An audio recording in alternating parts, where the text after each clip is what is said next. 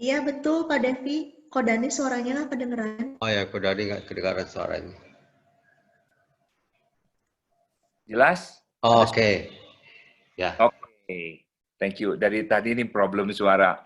Thank you ya, Bang Febri yang sudah langsung mimpin untuk tadi musik.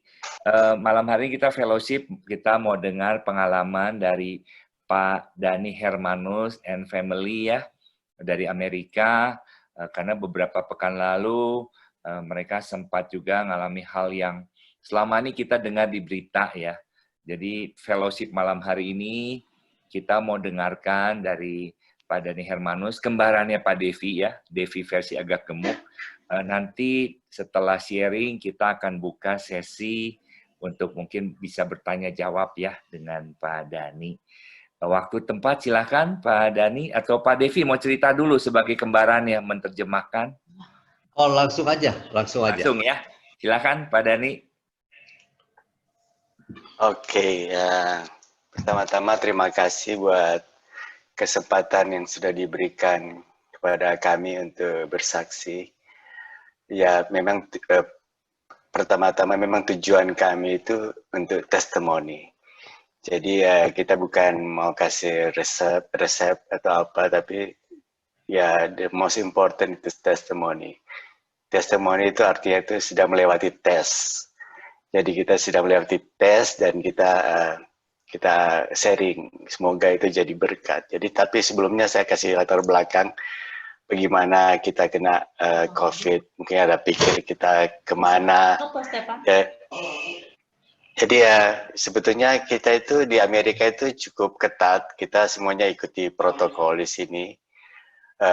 Kita harus pakai masker, di kantor pun harus dites temperatur, dan saya kerjanya itu satu minggu satu atau 2 hari aja ke kantor, kebanyakan kerja dari rumah, jadi nggak banyak kemungkinan untuk kena COVID sebetulnya ya, tapi nah itu yang terjadi tiba-tiba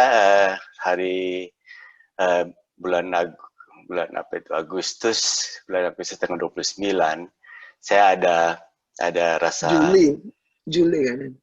Juli ya, oke, sorry. Jadi saya rasa kayak itchy tenggorokannya ya. Jadi terus kalau di protokol di kantor kalau kita ada sakit kita nggak boleh kerja. Jadi saya langsung bilang sama supervisor, saya nggak mau, saya ada sakit kerongkongan, saya nggak mau ke kantor. Nah, jadi saya pulang, terus saya langsung tes.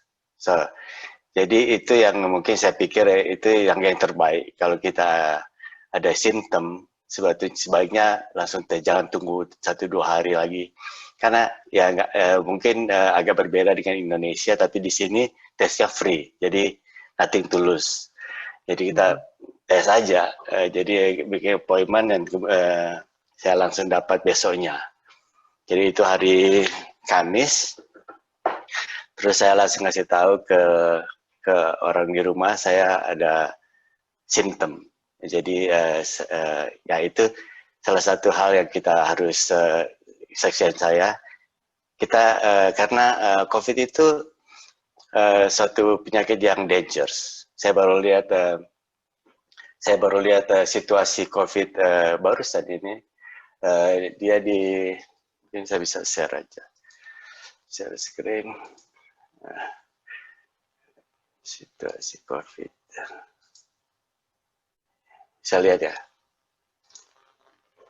Ya, situasi COVID bisa lihat. Situasi COVID di seluruh dunia itu 29 juta case. Yang mati itu hampir 1 miliar. Ya. Jadi sebentar, mau balik ini. Oke. Sharing. Oke. Jadi dari case ini aja kelihatan bahwa ini sementara berlangsung. Jadi COVID itu sesuatu yang dangerous. Jadi bukan kita nggak boleh pandang enteng. Itu penyakit yang nggak ada obatnya. Nah, jadi makanya pada waktu saya kena COVID, waktu saya mulai ada simptom, saya langsung bilang saya ada simptom dan saya langsung di rumah pakai masker supaya nggak kena gitu loh. Jadi itu salah satu yang kita mesti jaga. Kalau enggak kita pandang enteng, tiba-tiba satu keluarga bisa kita. Itu pun kita sudah pakai protokol yang ngikuti, tapi tetap kena juga. Jadi artinya ini memang COVID itu sesuatu yang sangat menular sekali ya. Nah jadi kemudian yang berikutnya biasa aja cuma rasa batuk gitu. Kemudian hari Minggu saya dapat hasilnya. Saya dapat dilihat di email, saya dapat positif. Nah jadi pada waktu saya dapat positif itu, kita juga langsung mengikuti protokol.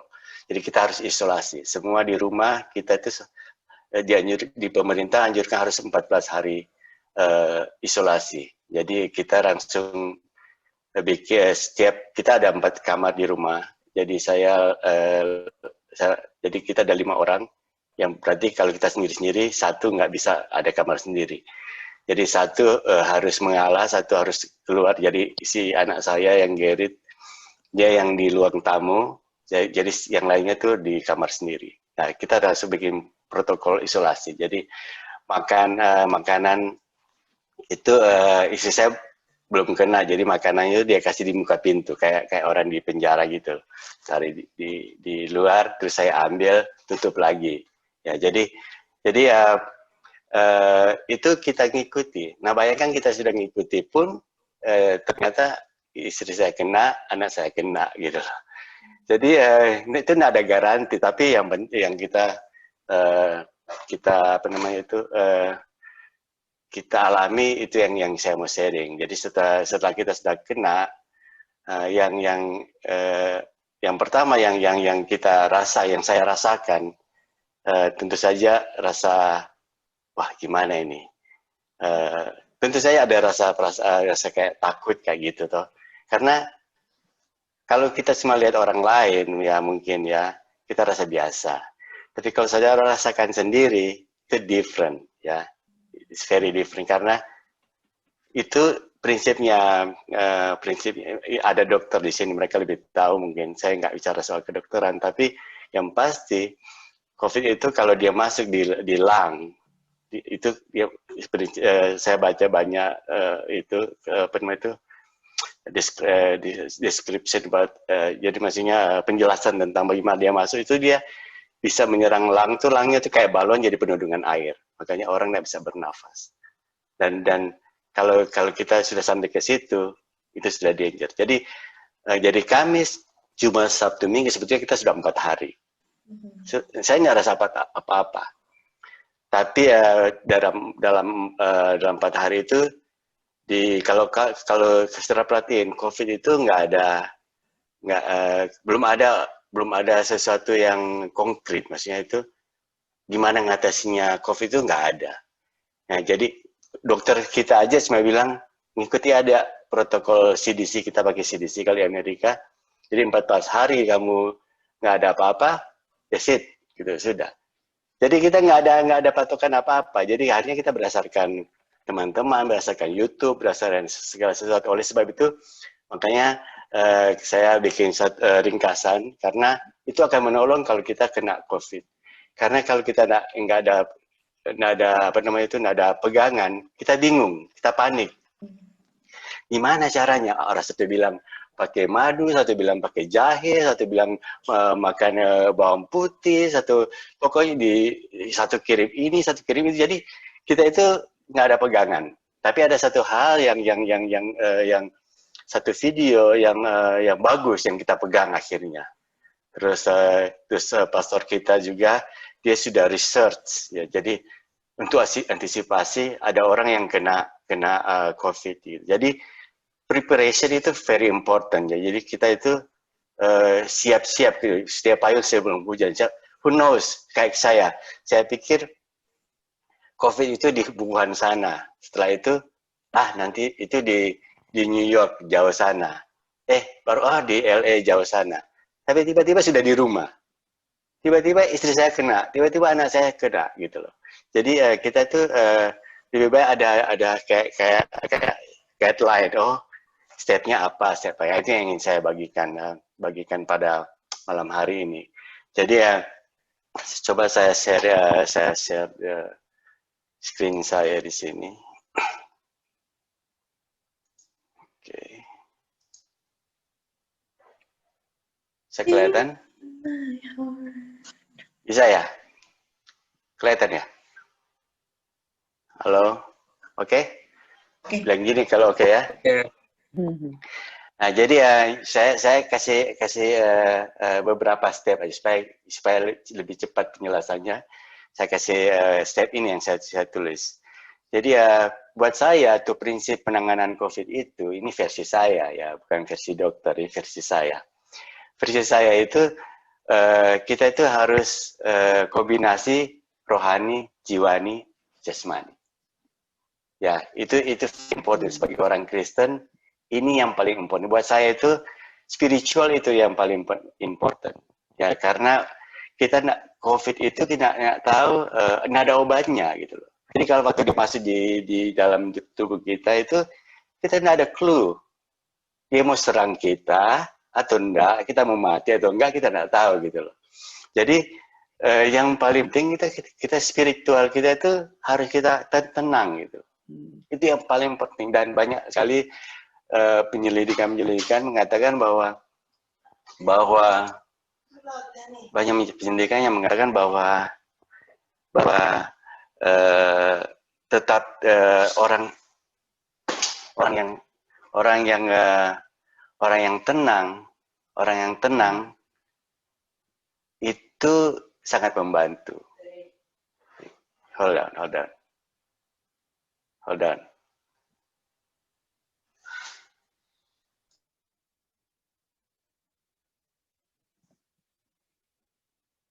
Oke, continue ya. Sorry, tadi istri saya ada tanya. Jadi yang paling penting buat saya itu kita tuh harus tenang. Nah, waktu saya kasih beberapa ayat yang di sini untuk kita bisa tenang, ya. Filipi 4 ayat 7 dikatakan janganlah kamu khawatir tentang apapun juga.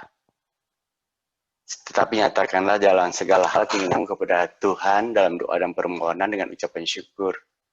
Damai sejahtera Allah yang melampaui segala akal akan memelihara hati dan pikiranmu dalam Kristus Yesus. Ya, yang paling penting itu kita tuh harus tenang. Ya, karena dalam 5-7 hari itu masa yang paling kritis. Ya, saya pikir dalam 5 hari itu sudah aman-aman. Orang doain, semua doain, pastor doain, Devi doain, saya percaya kalian juga doain, di mana-mana doain. Tapi hari ke-6, hari ke-7, itu kita itu drop. Kita drop sampai saya itu nggak bisa taste, saya nggak bisa rasa apa-apa, nggak bisa cium apa-apa, kemudian lemas sekali. Ya, jadi badan saya sudah lemas, terus pikiran saya mulai berkecamuk kan. Jadi istilahnya itu jiwa dan badan kita itu bisa berubah. Tapi waktu itu Tuhan katakan, yang nggak bisa berubah itu spirit kita. Jadi kalau kita punya spirit yang strong, kita punya jiwa bisa terganggu, kita punya body bisa terganggu, tapi kita punya spirit itu nggak bisa terganggu. Dan saya dapat yang Matius 18 ayat 18 ini. Jadi jadi sebetulnya yang paling penting pertama-tama itu kita itu harus strong dalam spirit. Kalau kita memang mengatasi COVID, itu versi saya. Jadi Tuhan akan memelihara kita. Mazmur 91 mungkin saudara sudah hafal, ya. Dikatakan sungguh hatinya melekat kepadaku, maka aku akan meluputkannya, aku akan membentenginya sebab ia mengenal namaku. Bila ia berseru kepadaku, aku akan menjawab, aku akan menyertai dia dalam kesesakan. Aku akan meluputkannya dan memuliakannya. Dengan panjang umur akan kukenyangkan dia dan akan kuperlihatkan kepadanya keselamatan daripadaku. Itu janji firman Tuhan yang kita pegang, Mazmur 91. Tapi Tuhan waktu hari ke-5, hari ke-6, hari ke-7 Tuhan kasih saya Matius 18 ayat 18. Aku berkata kepadamu, sesungguhnya apa yang kamu ikat di dunia ini akan terikat di surga, dan apa yang kamu lepaskan di dunia ini akan terlepas di surga. Jadi ini bicara soal iman. Jadi pada waktu saya berbicara, saya dapatkan soal iman, saya tahu bahwa saya sudah sembuh. Istri saya sudah sembuh. Anak saya sudah sembuh. Cindy sudah sembuh. Jadi secara spiritual saya ikat. Apa yang diikat di bumi akan terikat di surga. Dan that's it. Nah, baru saya sharing berikut yang orang anjurkan yang kita ikuti. Yang orang anjurkan itu minum air putih sebanyak mungkin. Ya, tiap jam. Jadi karena waktu kita minum itu akan menetralisir. Mungkin yang dokter lebih tahu, tapi saya skip aja itu. Yang penting minum air banyak. Yang ketiga, makan makanan yang mengandung nutrisi. Ya, jadi ada anjuran kita tuh makan telur tiap pagi. Ya, jadi kita itu makan telur rebus tiap pagi. Itu simple. Karena itu ada vitamin C, ada proteinnya. Ada vitamin D, ada proteinnya. Ya. Jadi itu untuk menambah kita punya imun, ya. Jadi itu yang terus ada orang juga anjurkan minuman air hangat. Saya selidiki. Semua yang saya taruh di sini itu ada referensinya. Di bawah itu referensinya itu dari dokter, dari sains, bahwa minuman-minuman kayak jahe, jeruk, madu itu bagus buat kita. Tapi itu bukan untuk menyembuhkan, itu hanya membuat itu itu kan dia masuknya melalui hidung dan mulut. Jadi itu membuat itu semuanya itu langsung ke perut kita. Jadi tidak langsung ke lambung. Ya. Kenapa? Tidak kering Ada yang ngomong? kerongkongan. Iya, salah satu itu mungkin. Ya, itu saya enggak. Tapi itu yang kita ikuti. Kita tiap pagi kita makan jeruk campur madu, campur jahe. Ya itu Cindy itu jago bikin campurannya. Ya. Nah, kemudian makanan-makanan jangan makan yang manis-manis, itu dianjurkan juga. Jangan makan manis-manis kayak pizza, kayak semuanya itu not good. Kalau banyak minuman yang mengandung gula itu melumpuhkan kita punya imun. Itu ada referensinya di bawah itu. Yang nomor 5 itu hindari makanan yang mengandung banyak gula kayak soda, pizza, candy. Ya, itu Dr. Mindy Pelz ini videonya ada di bawah. Itu terangkan betul-betul kalau kita itu jangan makan manis kalau kita dari COVID ya. Setelah COVID mungkin oke. Ya, tapi sebaiknya jangan terlalu banyak makan manis. Nah, yang 6 ini saya skip aja sebetulnya karena ini cuma untuk referensi kita bahwa yang makanan yang mengandung antioksidan itu yang perlu kita makan ya, karena itu akan membersihkan kita punya paru-paru. Kemudian yang berikutnya, nah ini yang paling penting juga, vitamin yang dianjurkan selama kita selama kita kena COVID yaitu vitamin C sama vitamin D. Yang kita minum D3. Ya, jadi yang vitamin sama zinc 3 ini, vitamin D, vitamin C, sama vitamin C ini saya kasih tambahan aja. Ada orang anjurkan bagi B-kompleks, tapi kita minum ini. Vitamin C dianjurkan 1000 mg per makan. Ya. Tapi saya waktu kena COVID saya makan 2000 mg. Jadi dulu orang bilang buat apa terlebih. Tapi saya pikir enggak apa-apa, lebih buang enggak apa-apa. Yang penting kita perlu, karena ada teman saya dokter bilang dia pun kena COVID di Indonesia, dia dokter. Dia terkapar di rumah sakit, mereka suntik vitamin C. Selama kita masih bisa minum vitamin C, kita minum. Tapi kalau enggak, sudah terkapar, justru disuntik vitamin C. Nah, jadi prinsip pertama itu prinsip rohani, prinsip kedua itu menguatkan kita punya imun, ya pakai vitamin. Ya, kalau kadang-kadang kita sudah tidak bisa makan karena ada taste, rasa, ya vitamin ini akan menolong kita.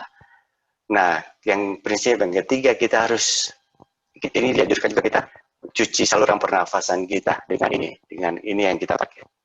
Ya, jadi untuk membersihkan coronavirus di hidung kita itu. Kita bersih tiap pagi, kita bersih ya. Dan itu juga membuat kita itu kalau kita tersumbat hidungnya, oh ya saya lupa bilang, mungkin saya taruh di sini. Yang penting itu salah satunya itu supaya kita bisa tidur. Ya, nggak ada di sini. Ya. Ada, kayaknya ada di sini. Tapi ya kalau nggak ada saya tambahin aja bahwa yang paling salah satu yang penting kita harus tidur. Karena tidur itu membuat kita itu imun kita tuh naik. Jadi tidur itu 7 jam atau 8 jam di sini sih. Iya, ada sih. Jadi bikin bersih hidung sama bikin bersih mulut. Karena virusnya itu dari hidung sama mulut. Jadi kita harus bersih ini. Ini Listerin atau air garam yang hangat. Baru yang berikutnya kita harus tidur. Nah banyak masalah orang tuh karena dia tidak bisa tidur. Karena dia batuk, karena dia pusing. Nah kalau kita bisa tidur itu sangat penting sekali. Nah kemudian kalau kita batuk, saya batuk, istri saya nggak batuk. Nah ini yang kita pakai. Ini sakit tenggorokan ini,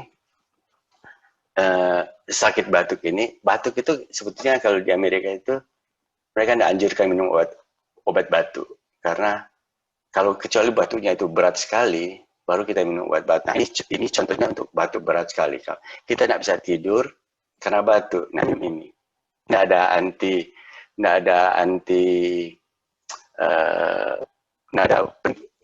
pegang panas, dan peredam batuk. Tapi saya nggak minum ini.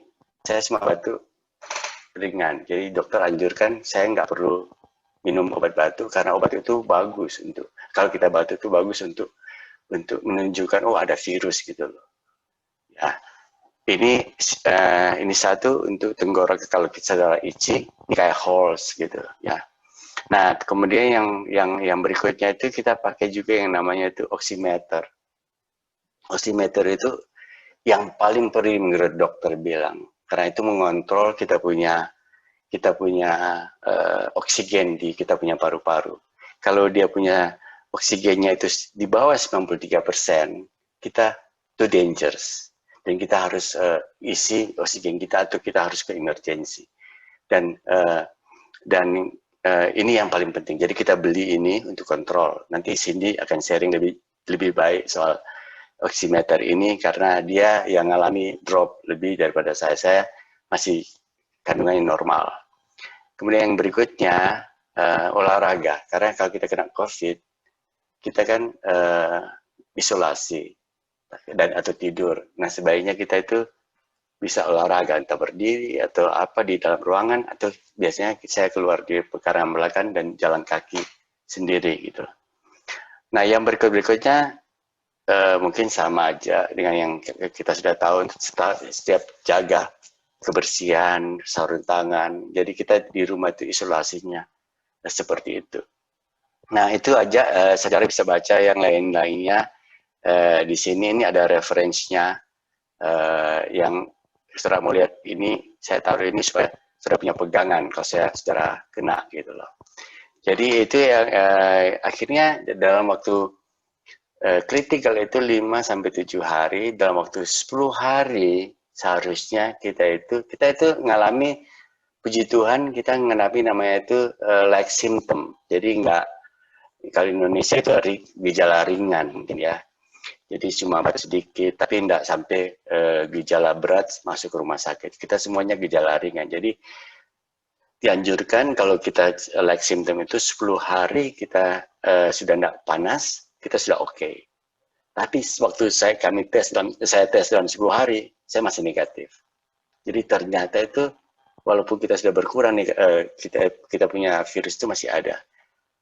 Jadi dokter bilang tunggu aja 1 bulan baru tes. Jadi pada waktu 1 bulan kita tes baru kita negatif semuanya. Nah, jadi itu aja yang saya rasa saudara bisa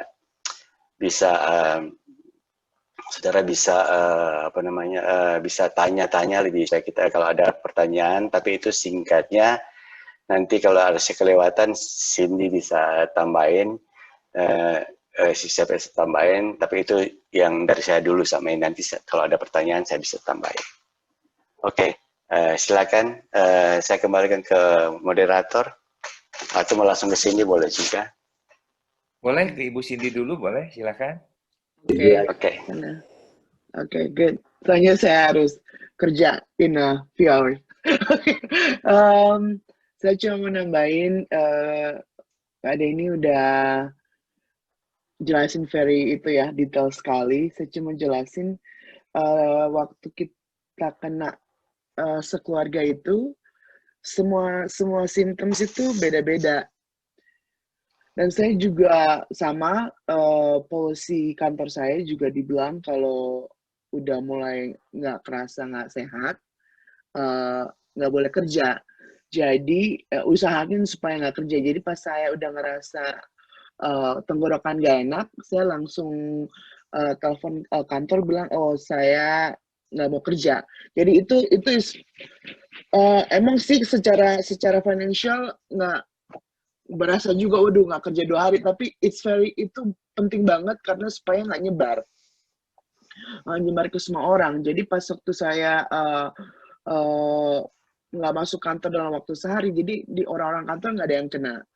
Jadi itu kayaknya anjuran saya, kalau ada symptoms, ada ngerasa ada nggak enak badan, karena pada masa-masa COVID ini penularannya sangat cepat, jadi lebih baik kalau isolasi dilakukan secepat mungkin. Dan waktu di rumah juga saya langsung pakai mask. Terus kalau ke dapur saya cuci tangan terus, dan saya usahain supaya nggak pegang begitu banyak alat dapur dan segala macam, tapi tetap aja kena gitu serumah. Jadi it is really contagious ya, sangat menular banget. Tapi puji Tuhan kita semua di rumah imunnya lumayan kuat, jadi kita semua dapatnya mild symptoms, nggak ada yang parah.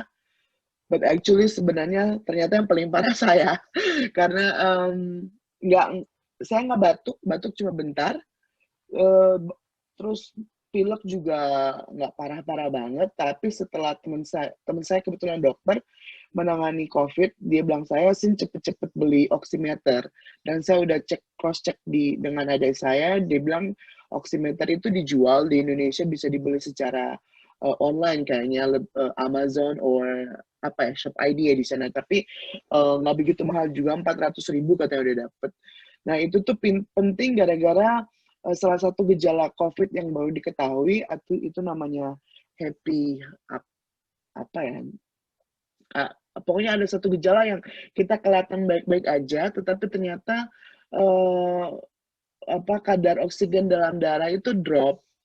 Nah pas kita order oximeter itu, pas datang, padahal tes saya belum keluar, jadi Kak Denny duluan dapat positif, saya unfortunately tes saya salah yang pertama, jadi saya dibilangnya negatif. Jadi saya tuh nyantai-nyantai aja, berarti flu biasa.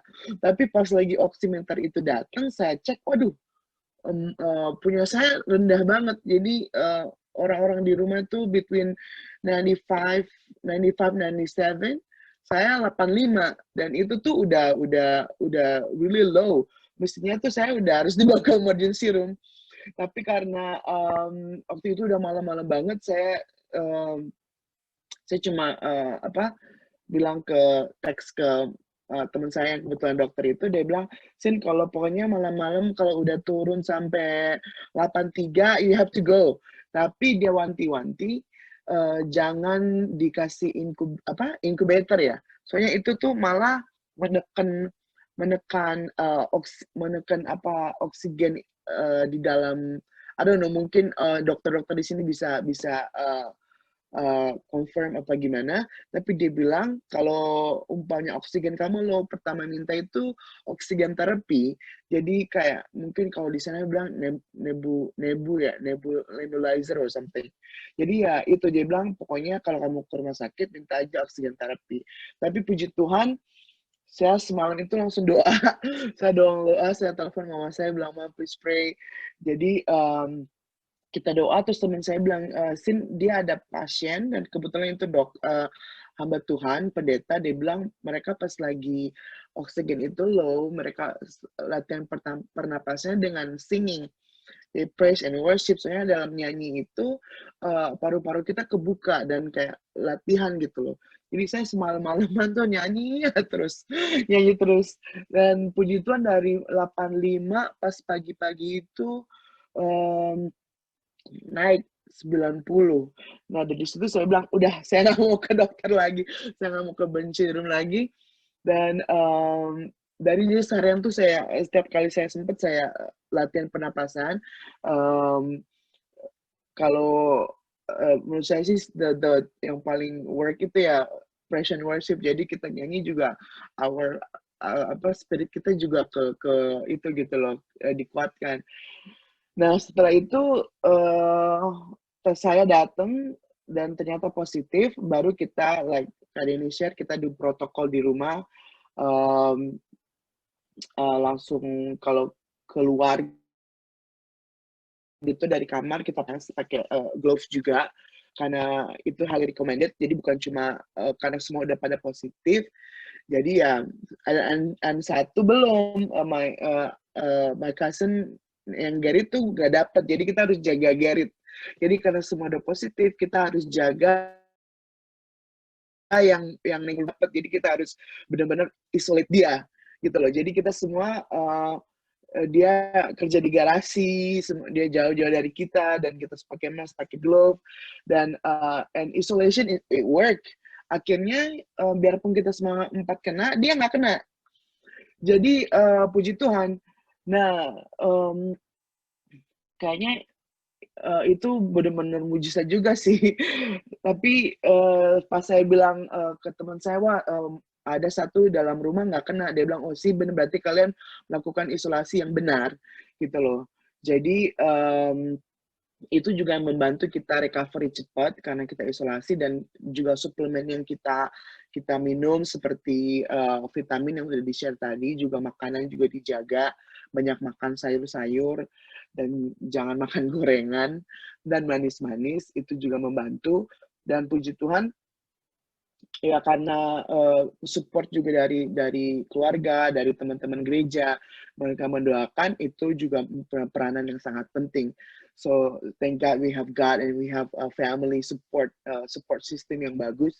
Jadi itu juga membantu mempercepat kesembuhan, dan saya percaya ini miracle juga gitu loh.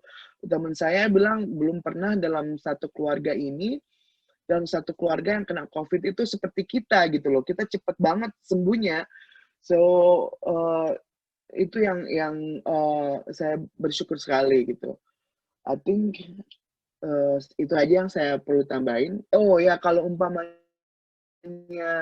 satu input lagi, dia bilang kan kebanyakan kalau kita panas itu harus cepet-cepet minum obat itu kayak supaya menurunkan panas. Dia bilang itu sebenarnya kalau panas itu, mungkin dokter-dokter di sini bisa confirm, itu tandanya tubuh kita tuh melawan virus itu. Jadi kalau umpamanya panasnya masih bisa ditahan for adult, itu tahan aja, nggak usah minum obat. Jadi kita langsung lakuin itu. Kalau pas kita panas kita nggak langsung, kecuali nggak bisa tidur. Nah karena tidur kan penting. Kecuali nggak bisa tidur ya nggak apa-apa minum obat panas, which is yang acetaminophen ya, kayak apa, kalau di Indonesia, kalau di sini Tylenol, I don't know, di Indonesia itu kayak paracetamol ya. Itu Ya, katanya Panadol. acetaminophen itu ya, kalau jangan ibuprofen. Nah, itu kita siap-siap aja supaya kalau ada apa-apa kita bisa membantu. Tapi saya pas dibilangin gitu, saya langsung nggak minum obat panas, dan I think that's help too.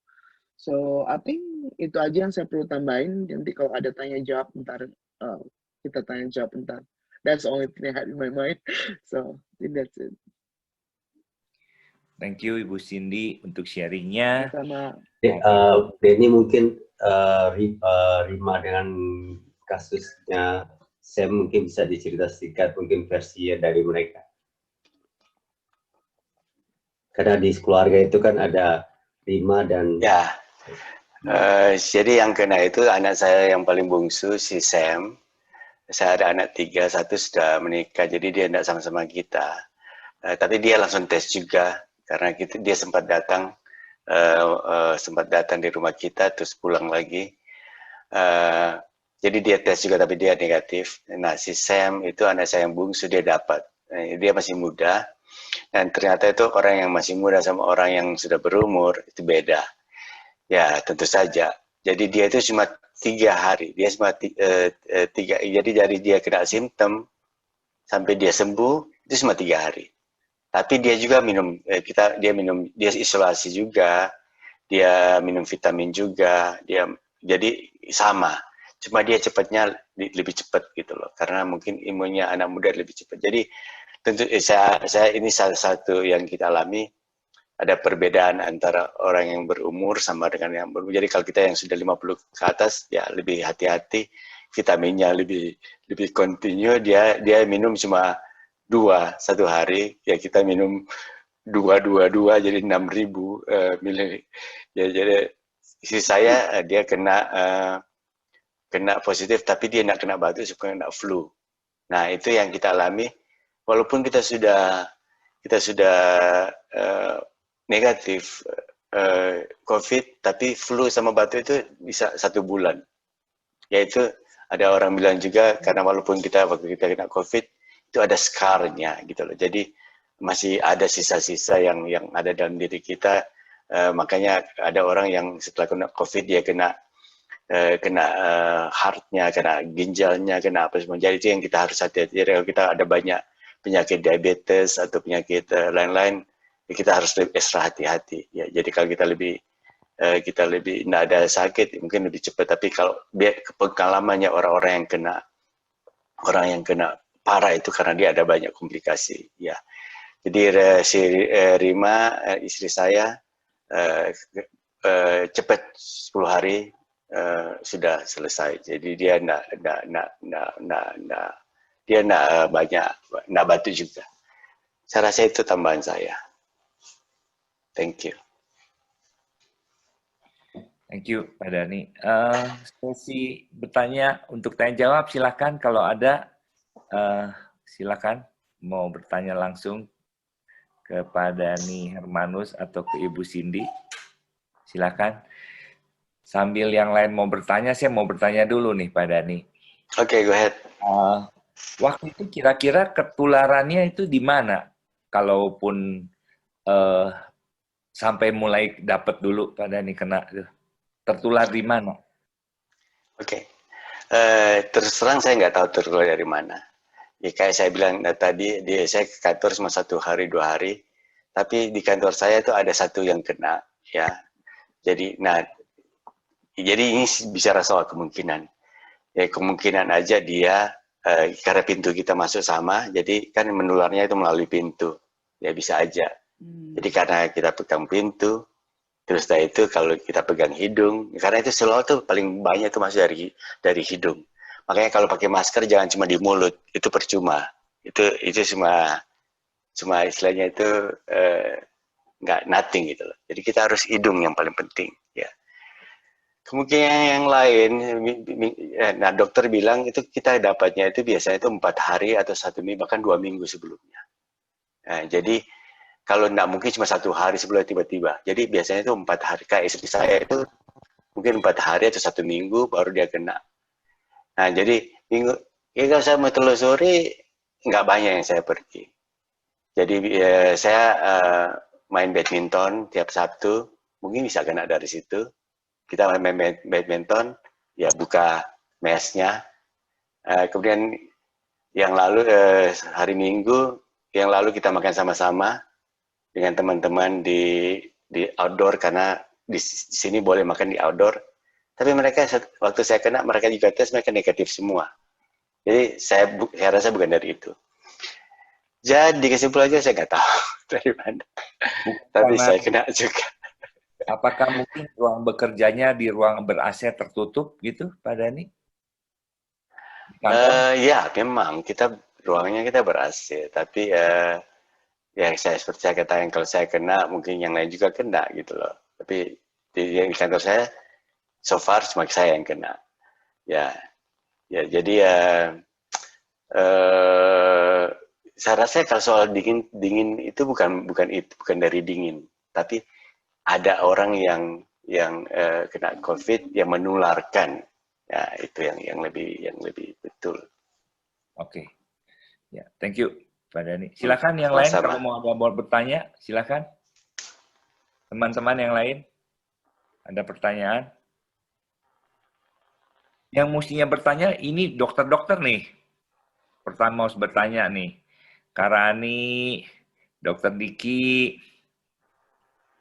Mungkin kalau saya udah ya karena udah sering ketemu dokter Dan jadi ketemu pasien jadi hampir tiap hari udah rata-rata sih ini pertanyaan saya apakah tidak di tracing itu teman sekantor atau yang bertemu kan biasanya kami melakukan tracing untuk pasien yang itu baik dari rumah sakit maupun dari puskesmas. Karena kita udah ada CDC kita kan mulai dari puskesmas gitu. Sudah dari puskesmas nanti kita ada PIC untuk menghubungi siapa aja yang kita kontak, nanti puskesmas akan melakukannya. Kemudian di kantor juga kami biasanya langsung tracing. Dalam waktu 2 minggu, seminggu sampai 2 minggu terakhir siapa aja yang kontak dengan pasien. Itu biasanya kita akan tahu dan bisa cepat langsung di-handle gitu. Dan memang efeknya kalau untuk keluarga sih efek domino ya. Satu orang terkena, biasanya satu keluarga pada kena. Dan kalau dirawat pun biasanya semua kena.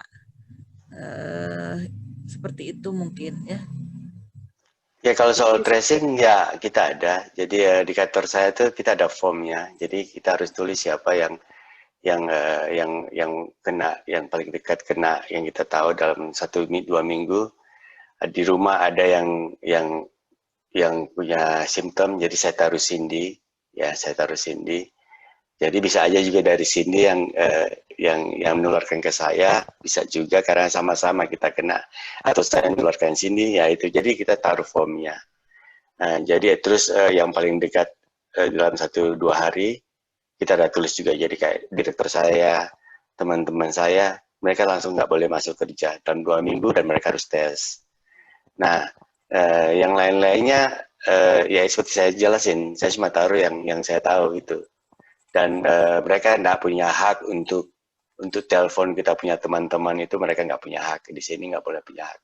Mereka sekedar tahu aja. Gitu. Ya. Kalau Ya, kalau di kita sih mundur ya, tracing mundur gitu. Akhirnya artinya tracing seminggu sampai 2 minggu yang lalu. Jadi nanti akan ketahuan. Kita sih boleh sih telepon ya, selama ini sih bisa. Ya nggak tahu mungkin di Amerika private ya, sangat private telepon ya, orang. di sini lebih private ya. Iya, kalau saya bisa tambahin, waktu kita tes itu data kita masuk di database Departemen Kesehatan. Jadi pas kita dapat positif, baru dari Departemen Kesehatan telepon kita. Nah, mungkin dari situ mereka yang trace belakang kita nggak tahu, tapi secara kalau tracing seperti Ibu bilang, kita tuh cuma kontak, kita sendiri yang kontak, bukan dari rumah sakit atau dari pemerintah.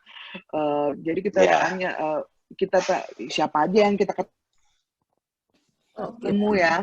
Jadi kita kamu nggak apa-apa, dia nggak apa-apa, kamu nggak apa-apa gitu. Jadi semuanya kita kasih tahu, dan karena kita emang nggak pergi kemana-mana, saya cuma pergi ke kantor dan ke kerja. Jadi saya cuma tanya orang-orang, bilang ke kerjaan, oke, saya kena, jadi ya cuma kasih tahu mereka, dan ternyata selama saya kena itu nggak ada yang kena. Jadi bukan, I don't know, pokoknya dari kerja aman, tapi dari teman gereja juga yang saya ketemu dia juga negatif. Jadi ikut happen tuh di mana aja gitu loh kan. Saya juga masih pergi belanja supermarket, jadi mungkin saya pegang itu. Soalnya kata mereka tuh yang paling cepet itu dari pegangan doorknob itu, dari pegangan door handle itu. Soalnya itu kan kalau di kantor di mana-mana kan ya kita pegang aja udah gitu tiba-tiba garuk. Nah, jadi itu yang kita mesti kontrol, itu katanya yang pegang di muka itu nggak boleh banget. Jadi train yourself, train your brain supaya nggak pegang muka. Iya. Betul sekali gitu. Iya, itu tuh cepet sekali. Jadi Nggak saya boleh juga pegang-pegang kadang-kadang masker. iya, Ya. aku juga kan pakai kacamata. Jadi aku suka Iya. iya aku suka benerin kacamata lah. Gara-gara itu tanganku tuh gitu loh. Nah, ternyata itu yang harus kita train our brain itu supaya stop touching your face itu. Ya. Gitu. Tapi Ya, saya tapi di sini rasa nggak ada. ya. Tracingnya gitu. Jadi kita cuma yang kalau ke gereja pun kita pakai protokol. Jadi ya ada distance, terus harus kalau ya jadi orang yang kayak saya di gereja kan melayani banyak di media. Jadi orang media itu yang disuruh untuk tes atau ke gereja dulu. Nah, jadi yang kayak gitu-gitulah. Tapi dari pemerintah atau dari itu tidak punya hak untuk tracing.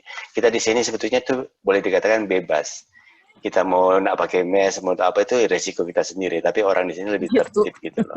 Nah, terus yang kayak sini bilang itu betul. Yang paling bahaya itu yang kena. Jadi mungkin bisa jika juga saya isi bensin kan harus pegang itunya kan self service toh. Ya itu kan bisa aja setelah itu. Jadi kalau kita pegang apa aja, kita ada sanitasi, cepat langsung itu. Wajib. Yang menjaga, wajib. Wajib itu. Tapi yang poinnya kita menjaga, tapi yang poin malam hari ini sebetulnya bagaimana kalau kita kena COVID gitu. Ya, saya pikir bagus untuk kita lihat satu pandangan bagaimana kalau ada orang yang kena COVID, apa yang kita sebaiknya nasihatin atau anjurkan, tolong. Ya, dengan pengalaman mereka ini bisa jadi satu sumber lah, boleh dikatakan ya. Selama ini kan kita bicara pencegahan. Minimal bisa menenangkan dan bisa melihat bahwa ada klaster keluarga yang sembuh, bukan klaster yang menyebarkan. Ya, selama ini kan orang takut klaster keluarga, klaster mati satu keluarga. Ini kebalikan.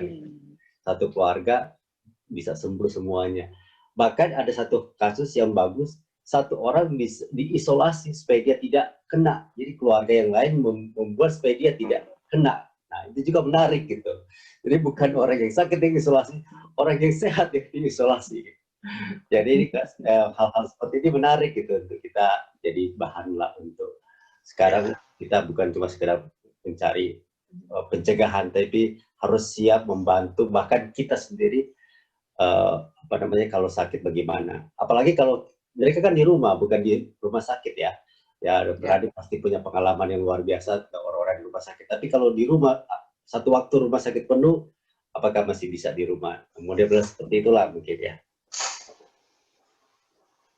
Ya, soalnya dalam orang-orang cerita pun orang yang ke rumah sakit, ya mereka sebenarnya nggak dikasih obat juga, sama aja. Mereka cuma dikasih kayak kita gitu. Cuma ya kita konsultasi juga dengan dokter. Jadi makanya kita ada Zoom dengan dokter Budi, dia biasa ngalami COVID. Nah, jadi kalau ada dokter-dokter di sini itu bisa jadi sumber buat mereka. Jadi nggak gampang. Kayak kita kan bukan dokter, jadi kalau kita makan vitamin C, orang bilang 2000 satu kali minum, ya udah kita sikat aja.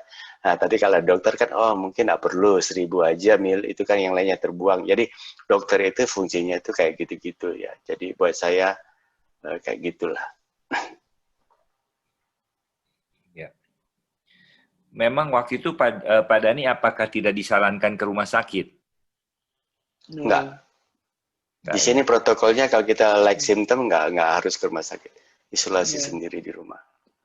Soalnya udah penuh. Rumah sakit tuh diutamakan buat orang-orang yang udah severe, udah parah. Jadi ya, simptomatik yang masih bisa di rumah, mereka cuma anjurkan isolasi dan treat di rumah. Ya. Teman-teman yang lain, kalau ada yang mau bertanya, silakan. Kepada Dhani Hermanus dan Ibu Cindy. Ada pertanyaan dari Mario itu, Denny. Oh iya, Mario bertanya, katanya hidungnya dicuci. Cuma saya bingung, cucinya pakai apa, Mario? Oh, ini nih. I actually have it in front of me. Ini namanya nasal mist. Jadi di YouTube banyak banget. Jadi cuma di spray di hidung, di spray dan abis itu nanti cairannya keluar ya tinggal di itu nama tisu. Saya juga ini saya pakai sehari-hari sampai dan sekarang juga saya pakai karena unfortunately di California lagi fire, jadi di banyak dust di udara, jadi kita juga bersin terus gitu loh. Mungkin I don't know kalau di Indonesia ada apa enggak ya nasal spray, mungkin ibu dokter bisa kasih tahu. Tapi ini for us ini dijual di mana aja, di toko, di supermarket ada, supermarket ya namanya, ya drugstore ya. So ini buat sinus, alergi sama panas kok, jadi bukan cuma COVID aja. Ya. Kita juga lihatnya di YouTube cara makainya. YouTube is a helper ya. Pokoknya kita itu bikin ramuan sendiri lah istilahnya. Makanya sekarang kita sudah ramu.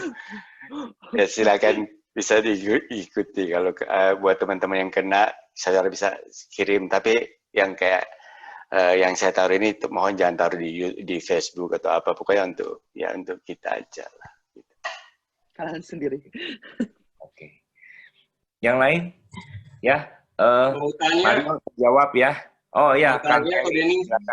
Silakan, Kang. Salam kenal buat Pak Denny. Ya. Saya Akang Heri dari Bandung. Iya. Kalau di Indonesia biasanya penderita COVID walaupun dia tidak harus dirawat, tapi ketika dia didakwa positif, nah itu biasanya mendapatkan perlakuan sosial yang stigma gitu ya. Jadi dia merasa tertekan gitu ya, khawatir, merasa nggak enak dengan tetangga, dia jadi dipenuhi dengan rasa bersalah, rasa stres, penolakan dari masyarakat sekitar, mungkin dari keluarga, mungkin dari tempat kerja dan sebagainya. Nah, kalau pengalaman Pak Denny sendiri ketika mengalami ini, apakah ada perasaan rasa tertolak dari warga sekitar, ada merasa dikucilkan? Nah, apakah ada? Kalau ada, bagaimana cara Pak Denny bisa keluar dari tekanan tersebut? Ya, itu pertanyaan pertama. Pertanyaan yang kedua, bagaimana dengan peran pemerintah di sana bagi keluarga Pak Denny ketika mengalami isolasi mandiri? Apakah ada pengawasan ataukah ada dokter yang datang untuk memeriksa atau bagaimana gitu ya? Itu aja dari saya. Terima kasih. Oke. Jadi yang pertama soal perlakuan itu rasa gimana gitu ya. Ya saya memang saya istilahnya itu saya lihat memang itu ada di manusia, terutama di Indonesia ya. Karena orang itu kalau kena COVID kayak orang kena lepra kayak gitulah istilahnya kayak zaman dulu ya. Jadi orang dia takut. Makanya salah satu cara saya itu share kayak gini, saya ngomong ke teman-teman untuk merubah paradigma itu. Supaya bahwa orang yang kena COVID itu bukan berarti orang yang harus dikucilkan. Justru kita itu jadi superhuman. Setelah kena COVID, kita ada imun sekarang. Jadi ya, maksudnya kita tidak perlu takut gitu loh. Artinya kalau di Indonesia itu saya share ke teman, saya share ke teman-teman SMA, saya share ke family. Jadi saya kasih contoh bahwa tidak perlu takut kita kena COVID. Kena COVID bukan berarti di dunia memang lagi kena COVID kok. Seluruh di lockdown di dunia ada, tadi saya kasih itu semuanya yang mati berapa itu? Yang mati itu di Amerika itu 908. Seluruh dunia 8%. Nah, ini saya bilang sama Amerika dulu. Amerika itu yang mati itu sudah 500.000. Itu banyak itu. Nah, jadi itu bukan sesuatu yang kita harus takutkan ya. Jadi kita mulai dari kita. Jadi kalau kita kena COVID, jangan isolasi diri. Oh, saya nggak mau ngomong orang lain. Justru kita harus ngomong supaya didoain. Saya ngomong ke Devi, dia doain. Jemaat kalian, jemaat juga terima kasih juga doain. Pendeta doain. Saya sharing ke gereja, dia doain. Jadi dengan kita ngomong, justru mereka doain kita. Mohon maaf, Pak Denny, suaranya mengecil. Teman-teman lain bisa dengar nggak? Kita nggak dengar. Nggak dengar ya? Iya, jadi kecil memang. Iya kecil. Oh iya. Oh, sebentar. Mungkin baterainya saya pakai mic. Nggak kedengar ya? Oh, Kecil sekali, Pak Denny. Baterainya kayaknya tadi Nah, udah bisa. Udah lebih jelas kan. Lebih jelas. Enggak, maksudnya adik kakak mirip suaranya. Kak Devi. Suaranya pun Halo. mirip. Masih Saya dengar juga ya? kemarin. Masih. Kalau saya Kecil, suara Pak saya Denny. kedengeran. Halo. Kecil, Pak Denny. Ya udah. Battery 10%. Masih dengar ya? Nah, sekarang ya. Nah, udah dengar. Bagus. Saya ganti speaker. Oh, that's funny. Oke. Sampai di mana tadi? Oh ya. Jadi sekarang Terbuka. gimana kita menghadapinya ya? Ya kalau di Amerika itu nggak terlalu kayak di Indonesia, di Amerika mungkin. Tapi ada sedikit. Jadi ada kayak istri saya itu teman baiknya dia ketemu pakai masker, sudah ketemu dia dari jauh, dia bilang, "Hai, ini pakai masker." Dia tahu, tapi dia lari gitu. Dia tidak mau mendekat gitu loh. Nah, itu ada kecenderungan kayak gitu. Atau saya ngomong sharing soal COVID, mereka nggak respon gitu loh. Ya. Tapi nggak ada kayak mengucilkan atau apa. Amerika nggak gitu kita, dan nggak ada pemerintah nggak kontrol atau telepon. Itu kita semua bagian kita dengan kita punya dokter aja. Jadi ada ikut-ikut. Nah, karena sudah ada protokolnya di Amerika. Jadi kalau kalian nggak pakai masker, kalau kita masih supermarket, itu kan ada hukumnya. Maksudnya itu nggak boleh masuk. Jadi sudah ada. Dan kalau kita nggak pakai masker, kita kena, ya kamu salah sendiri gitu loh. Jadi ada protokolnya. Mereka nggak akan kontrol atau kayak di India dicambuk untuk masuk atau nggak kayak gitu lah. Ya, saya rasa itu aja dulu. Apalagi kalau ada pertanyaan silakan. Terima kasih, Denny. Terima kasih. Oke. Sama. Ya, saya mau tambahin yang soal itu ngerasa dikucilkan. Soalnya saya kerja di Indonesian owner company, dan mereka tuh benar-benar nggak mau saya masuk sampai saya negatif.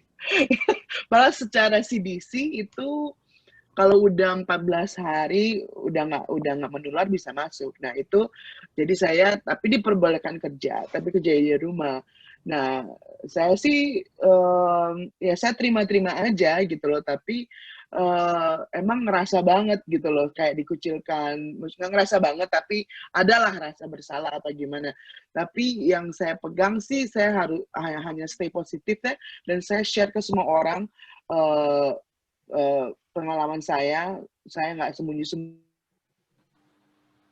arti malah lebih bagus, jadi orang bisa aware, orang bisa tahu saya sakit, dan saya sembuh juga orang bisa tahu gitu. Jadi saya bisa share pengalaman saya, itu saya sih yang saya mau tambahin.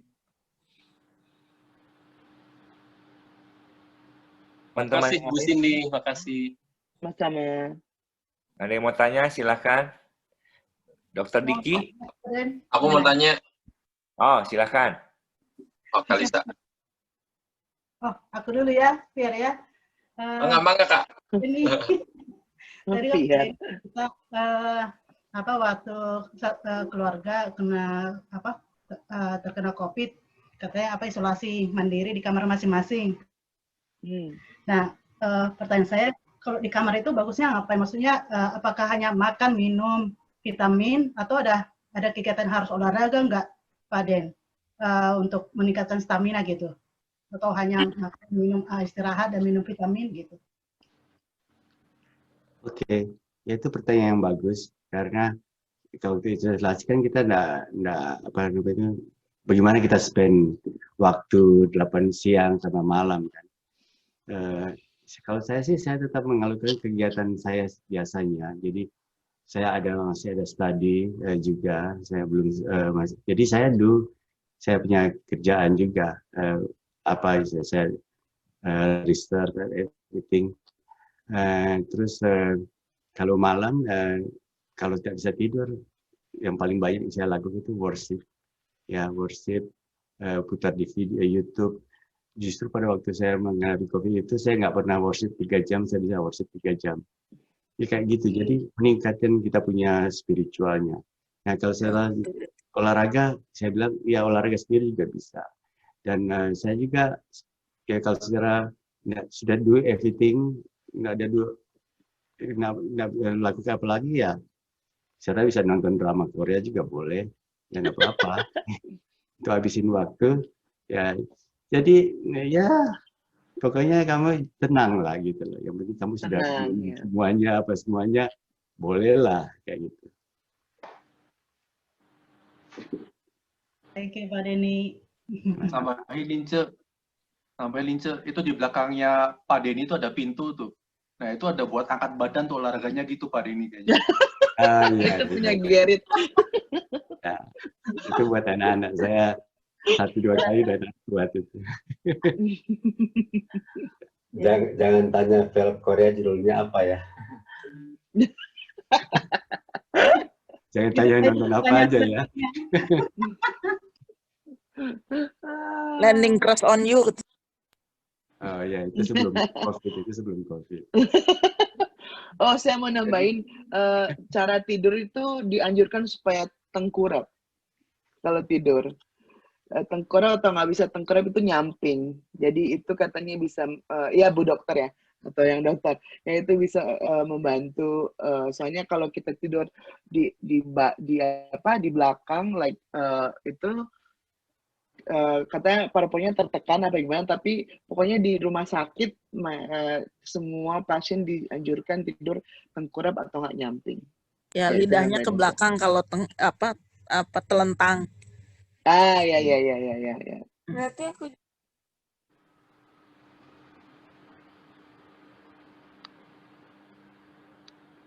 Tadi Pierre mau nanya. Yuk, silakan. Yang mau bertanya tadi siapa ya? Pierre ya? Ya, ada after effect nggak dari coronanya Pak Denny atau Kak Cindy? Kayak ada kita punya teman aku, papahnya tuh setelah sembuh corona, dia nggak bisa tes apa-apa. Ada after effect nggak? Atau itu beda-beda kasus?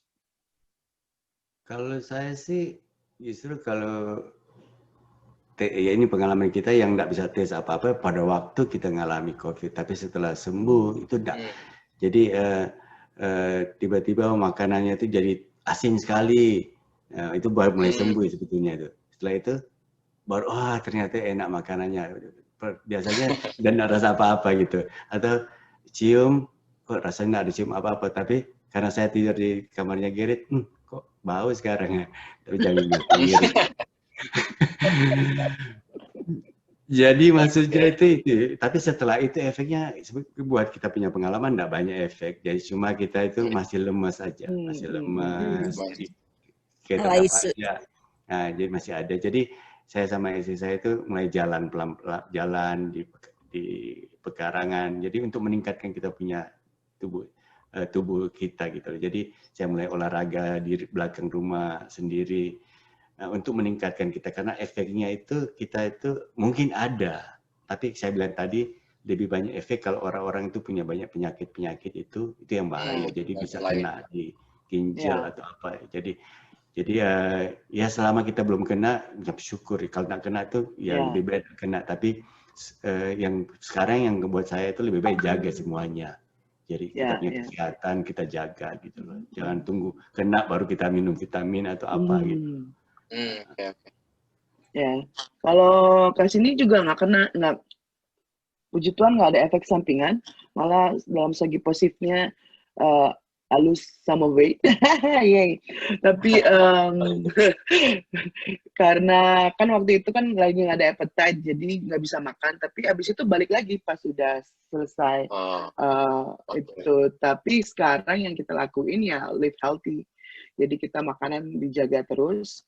Soalnya karena Cindy kenanya di lung kayaknya ada efeknya di oksigen. Jadi ya langsung search apa yang bisa membantu paru-paru tuh sehat. Jadi makanan yang all the greens itu harus makan sayur, udah gitu olahraga. So ya puji Tuhan sih kita nggak ada efek sampingan. Jadi I think everybody is different ya. Cool. You're welcome. Oke, yang lain terakhir. Pertanyaan terakhir ada? Teman-teman, ada pertanyaan terakhir? Silakan.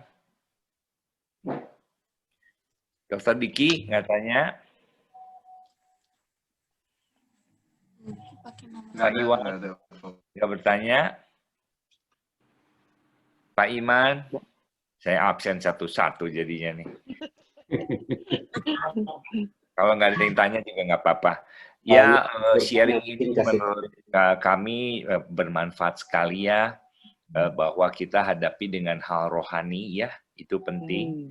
Karena itu kekuatan dari dalam.